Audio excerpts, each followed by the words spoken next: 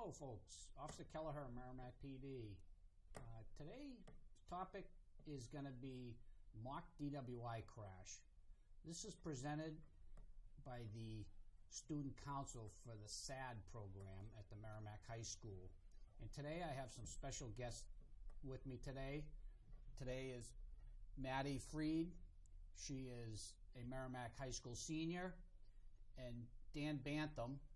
He's a local business owner for State Farm. I had the pleasure to work with both these folks during the preparation for the mock DWI this year. So we're going to also talk about some distracted driving, prom night, which is tomorrow night. And Mr. Bantham has his son, who's a senior this year, a junior, and he will be going to the prom. So all these important topics that we're going to be discussing tonight. So let's get into it. And first I want to introduce Maddie. Maddie, can you tell the folks who you are, what you're about, and what you do at the Merrimack High School? Like you said, I'm Maddie Freed. I'm a senior at Merrimack High School, and I am currently the president of SAD, which is Students Against Destructive Decisions. During the SAD meetings, we do a lot of different events to promote positive decision making and just remind the students the dangers of texting and driving, drinking and driving, and things of that sort. Now, what SAD, what did that used to stand for? It used to stand for Students Against Drunk Driving, but then the SAD organization across the nation expanded it to destructive decisions because there are other harmful decisions out there, not just drinking and driving. Very good. And how are you affiliated with SAD? I'm the president, and we have a bunch of other people on board that help make all the things possible. But so are there other students? Yeah. Is there any teachers involved or faculty or? Yeah, we have a small group of students that are involved in SAD, and we have about 5 student officers that hold different positions, and then we have 2 advisors that are teachers at the school, and then we have many additions outside of the school, normally in the town, that help do different events and make it possible. So it takes more than just the student population or the teachers. I know I've been a member of, not SAD, but I've been participating in the preparation for the mock DWIs for the last 4 years. And Mr. Bantham has been an active member, and we really appreciate your willingness and eagerness in helping us, with the student body and delivering the message on how serious it is. You want to talk about that? Yeah, it's a tremendous coordination of community resources. You talk about, these guys have Miss Larkin Perez, Matt Davis, 2 student faculty advisors, but then you have the Department of Public Works is involved. You have the police are involved. You have Rick Pearson and the fire department involved. I mean, it's just a tremendous outpouring of community help to protect these kids, and there have not been any serious fatalities due to distracted driving or drinking and driving or texting while driving here in our community, and I think that's a great testament to all the work that's being done. And Mr. Jim Bailey? Oh, yeah, I should not be remiss in mentioning Jim. Without him, really, this would not tick. You're right. Jim's been a very active member and supporter of this program as far back as from day one, I think. Yeah, from day one, I believe. So, you see, it's a community effort, and the message that is delivered is, the utmost important. Our kids are the most, nearest and dearest to our hearts and the community. I know I can say, going to a fatality of a young person is the worst feeling a police officer and a dad could ever go to. Maddie, can you tell the folks the special guest we had this year? The speaker? Yeah. Yeah. We actually had to use the rain date this year because it was so cold. So the day before, we had a guest speaker come. I believe her name is Kara Filler, and she spoke to the students and kind of opened up the mock DUI. And it was great how it worked out looking back on it, because it was a great opening for the event that was going to occur the next day.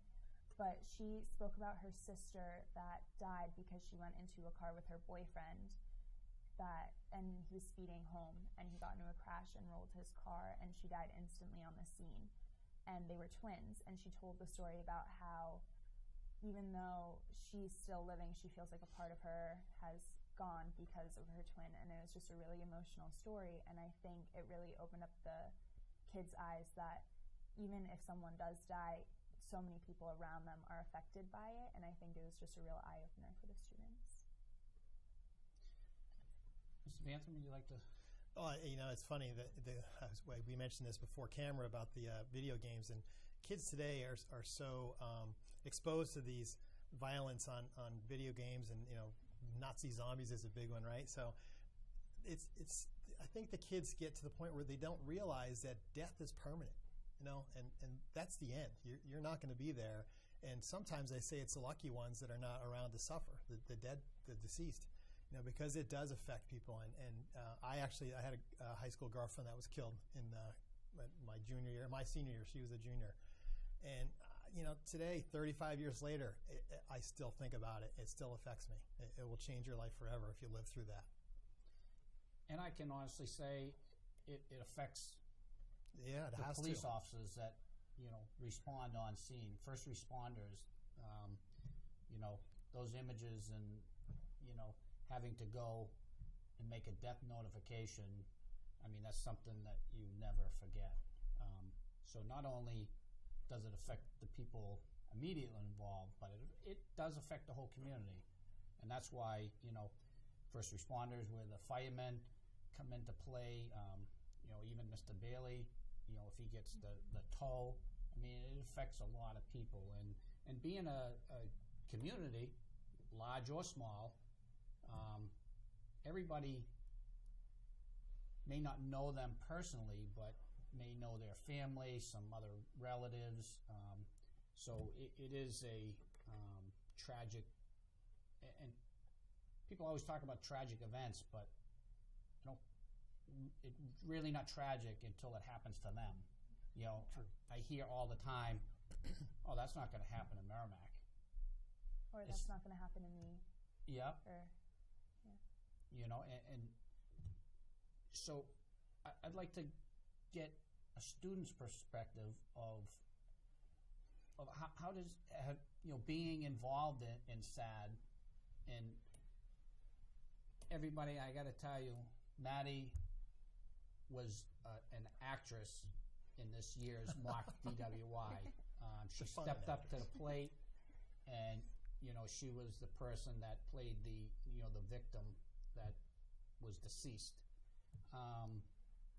It takes a lot of courage for a senior, and I appreciate you stepping up and doing that.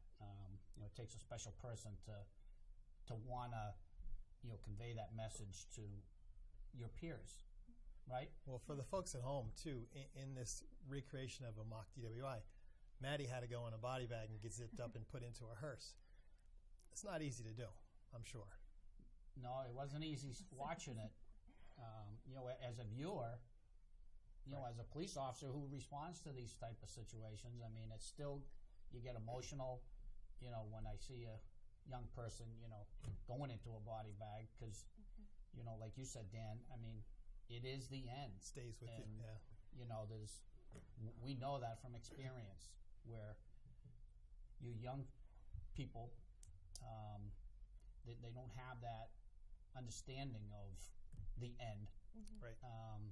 So that's a great point that you brought out, Dan. So, Maddie, can you just share with the folks any maybe experiences or any communication or conversations that you had with other students or anybody else, family members, your own family? How did they, react? Because it's definitely going to have a, impact on them. Well, I had 2 experiences with the mock DUI. Last year was the first time I've ever seen it, and I was not involved in it. And it was very scary because it was so realistic. I've never seen anything so realistic before in my life. And you definitely stayed focused the whole time, and you were just so shocked that this could actually happen. And in some parts, you forgot that it was a mock DUI crash. And it's just so real and numbing, and you see the body being put into the hearse, and you for a second have to bring yourself back because you think it's the end for that person, and you just feel so sad. And you see the last year, I believe it was a boy, he was getting arrested for being the actor. He was the actor that drank and drove, and seeing him being put in the car was just so emotional because he just made one bad decision, and people don't realize that it's just one small decision that could change your life forever and anyone's life. And I think that the students really understood that, and they took it to heart, and you could see the students really be affected by the day. And that's a great point, that it's just that one split second bad decision, and you could affect your life for the rest of your life, and you could affect somebody else's life, and then it exponentially grows with all those people from that one bad, stupid mistake. I also think, too, a lot of students before the mock DUI, they realize that they don't go to classes that day. They don't have homework that day, so they're like, oh, I'm just going to stay home like this and that. I know that I'm not going to drink and drive. But if you go out one night to a party, you don't say, oh, I'm going to drink and drive tonight. You don't make that decision. It just happens. And I think that's something that students tend to not realize.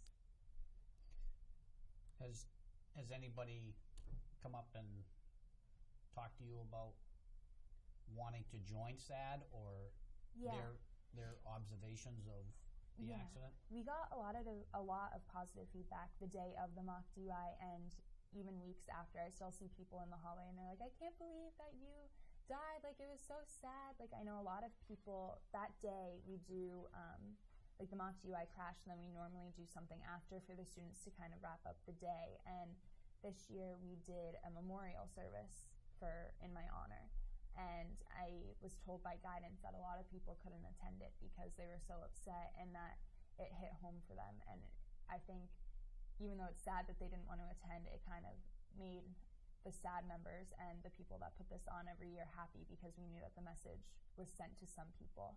And the adults that run it every year say, you just have to worry about one person, changing one person's decision, or making sure one person heard the message. And I think this year, more than one person definitely heard the message. That's great. Has any of your friends that weren't members of SAD, have they talked to you about it? Yeah, a lot of people mention it at school and ask when we're meeting, and say that they definitely want to be involved next year, which I think is great, because the more help, the better, and then it gets the message out more.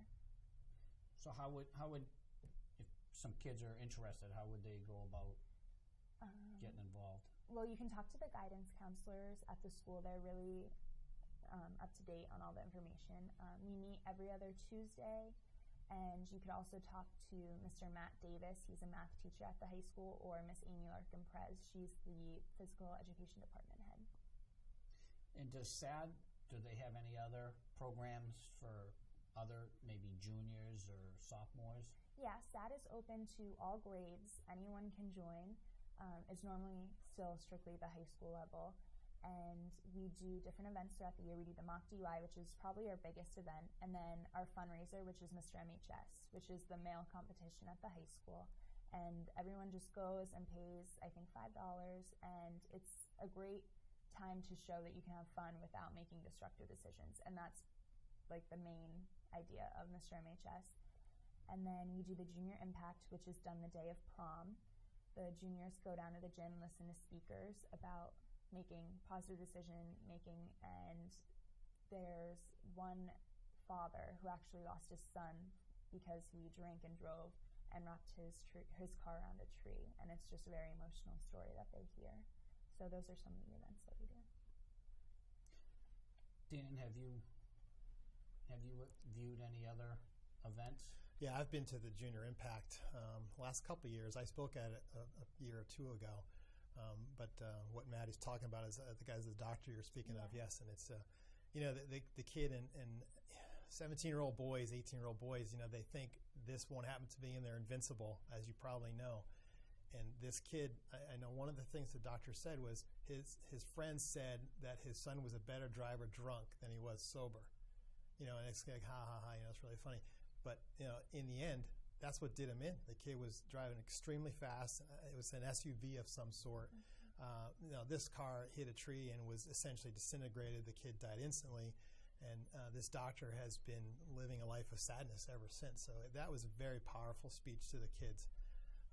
And truthfully, I always put a plug in for the school to try to push this mock DWI towards the juniors as opposed to the seniors, because I feel that by the time the kids get to their senior year, they've already been faced with that decision. Do I get in the car with this person who's speeding or who is drinking or who's doing something else? Well, they've already been driving for most of them over a year, right? So I know it gets some limitations as far as putting it all together, but I would almost like to see this done in the junior level as opposed to the senior level. Because by then, here it is April, we put it on, they're off ready thinking about going to colleges.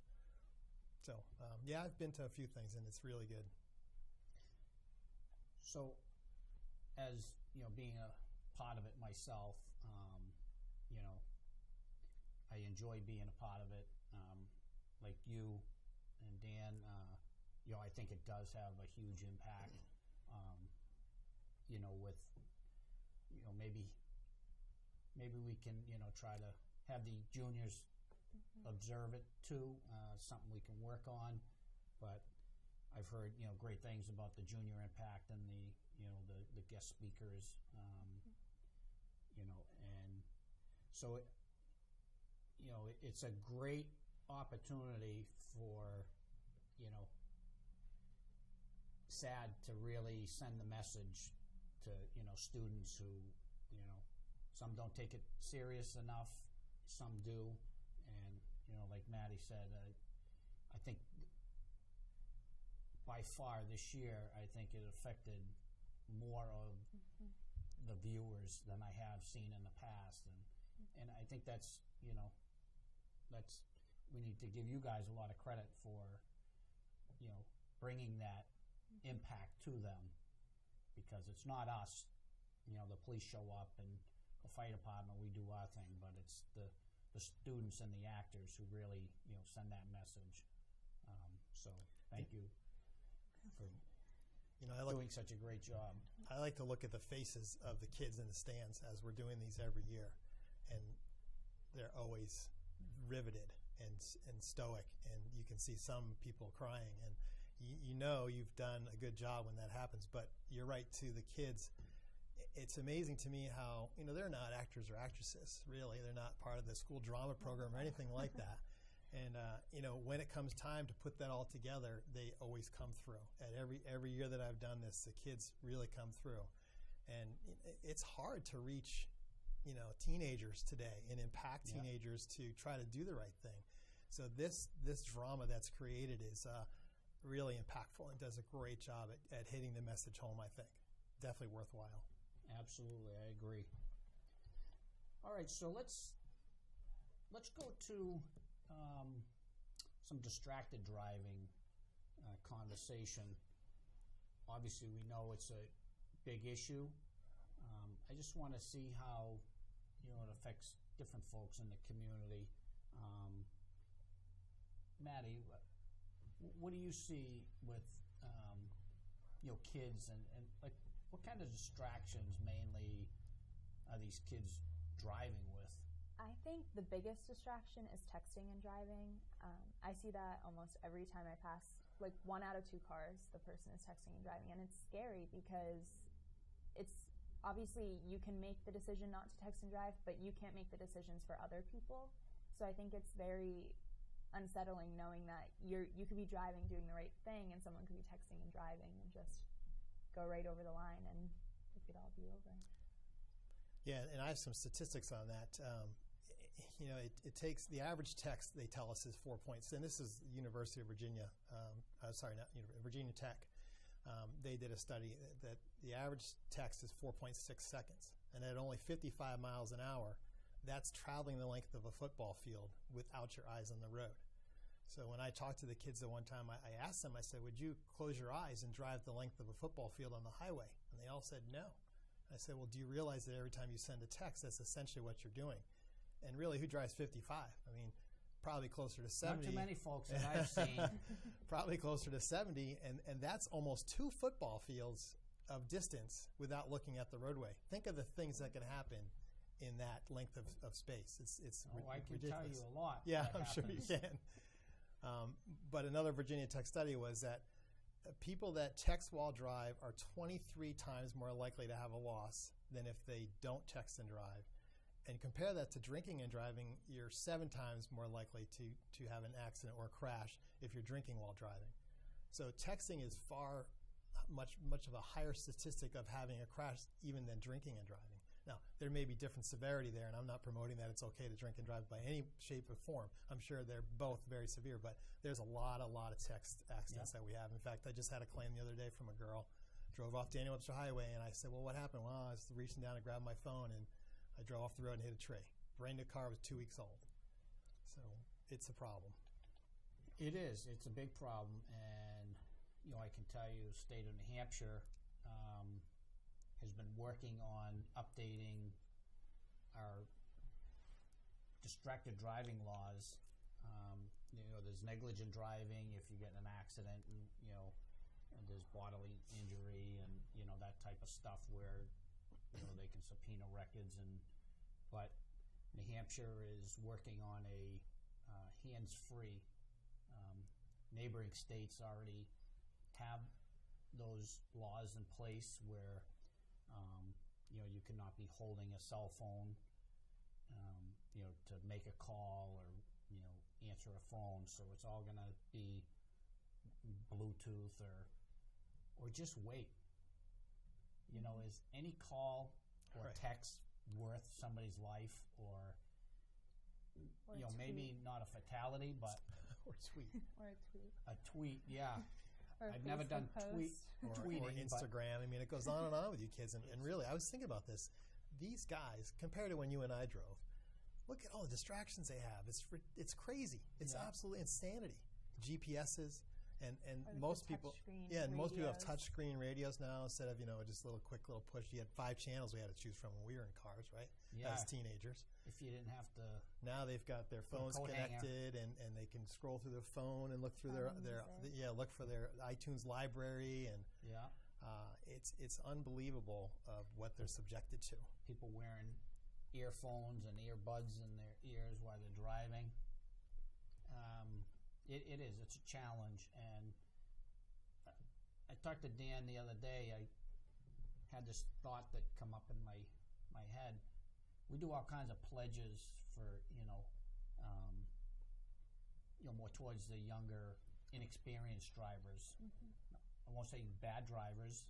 They're just inexperienced. I mean, I can say personally, I've been in situations where, maybe near crashes, and maybe my experience, I avoided crashes where younger folks, don't have that experience driving, but we didn't have the distractions that you guys have these days. So this pledge would be, and I have to give kids or young people a lot of credit. I do a lot of traffic enforcement and seatbelt compliance enforcement, and I can say you kids are 100% amazing with seatbelt compliance. And adults too. Adults are getting better, even though New Hampshire doesn't have a seatbelt law for older folks, older than 18. It's only 18 and under. But even my own kids, it's just something that they've been brought up with. Mm-hmm. They get in the car and they're already seatbelted before I can seatbelt myself. And that's great. As a being in the insurance business, I'm sure you can give us a lot of facts, Dan, with unrestrained injuries and more severe injuries than with people who are restrained. The claims and the human injury is far less. Yeah, truthfully, we don't see a lot of non-seatbelt drivers these days. So to your point, people are much better than they used to be. And I have a friend that still doesn't buckle up, and I tell him he's crazy. Yeah, He's absolutely crazy. Bring him to our open house this weekend and let him. We are the sponsor for the Seatbelt Convincer. Have you seen that or done that? No. Well, we'll have it at our open house this weekend from 10 to 2. If anybody wants to try it out, it simulates a slow speed collision. It shows you how much impact between 5 and 10 miles an hour, how much impact there really is in a crash. I've done it personally, and I was amazed how much impact there really is at that low speed. And most fatalities, they say, are low speed crashes. And it's amazing the impact it is at that low speed. And that seatbelt convincer, it does what it's supposed to do. It really will convince you to buckle up. Even that short trip down to the store where most people figure they don't have to. Most crashes happen a mile from your house. That's true. And but what I want to say is, if kids would just put their phones on silent before they buckle up, because I know they're gonna buckle up. Like I said, you guys are really good. Put your phone on silent, and then buckle your seatbelt up. Then you're not gonna be distracted, right? Because you don't know if somebody's calling you, and you don't know if you got a text message or a tweet. And wherever you're going, when you unbuckle, check your phone. How simple is that, right? I don't think there's any phone call or any text or tweet that is more important than your life or somebody else's, right? Mm-hmm. I have a friend who puts his phone in his glove box and then locks it, because then you have to take the key out of the ignition to unlock it. And I think that's a very good idea. That is that. But how simple would it be just to put your phone on silent? That way you don't, because if people say, well, I don't answer my phone, or I won't answer text messages. If you put that phone beside you and you hear it ringing, you're going to look to see who called. Yeah. Even if you just look down to see what number it is, you're still distracted. But if you have it on silent, you don't know. So that was my little pledge. I know we do a lot of pledges with students, and you see that. So if they ask you to think of a pledge, there's one for you. Might work. So let's talk about prom night. So we'll turn it over to Dan. Because my son's going. What do you want to know? I know when my daughter went to her prom. Yep. As a dad, I was very nervous. It's just that unknown. You just hope that like, I knew she would make good decisions, but like Maddie said, you don't know about the other people, and that's just scary. Right. And my wife and I have always felt like we wanted to control the situation as much as possible. So we've offered to pay for half of the limo and let the other kids pay for this, to kind of encourage somebody else to drive them. We don't want anybody driving their car. Also, we had all the kids stay over at our house after the prom. And when they got there, all their keys were given to us, and we had them up in our bedroom so that no kid could leave the house in the middle of the night. So once we got them there, they were staying there. So we were, as you were, very concerned about how that all went. And, luckily my kids have made good choices, and they had good friends, and they weren't drinkers and they weren't partiers, and I didn't have that issue. And we're doing the same thing with my son. We're just going to make sure that we try to control the situation as best we can as parents. I'm sure things happen that maybe are something we can't avoid, but if we can control how they're getting there, how they're getting home, and when they're going to stay home afterwards, then I'm going to do that. Now, Maddie, we talked about off camera.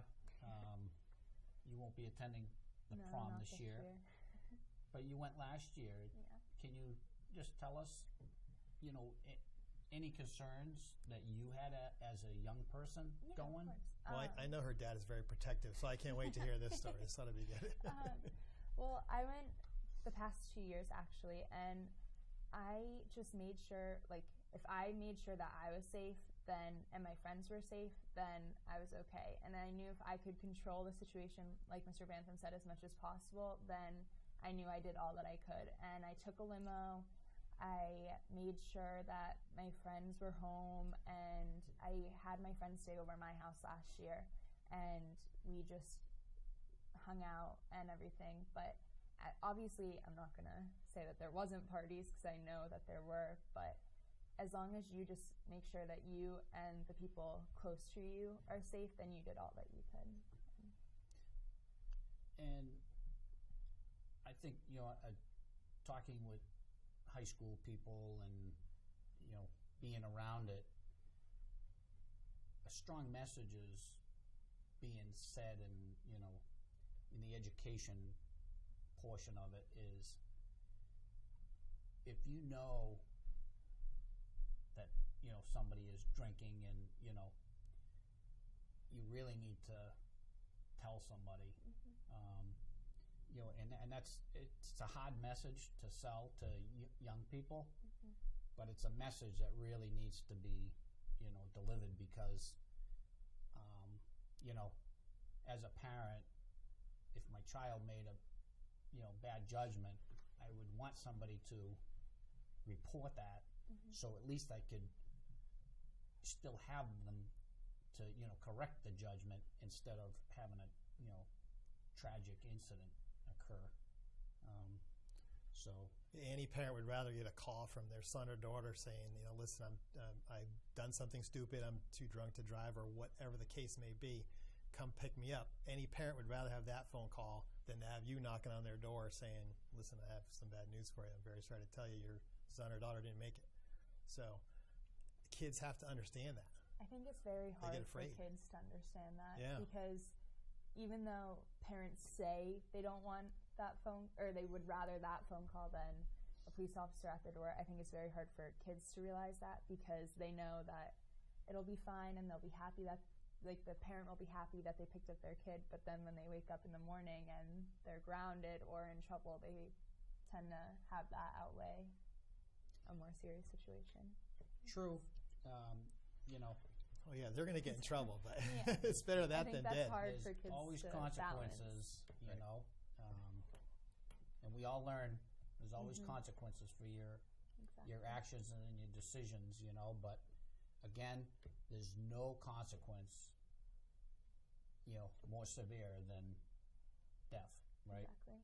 So, whatever comes your way, it can be worked out. And that's right.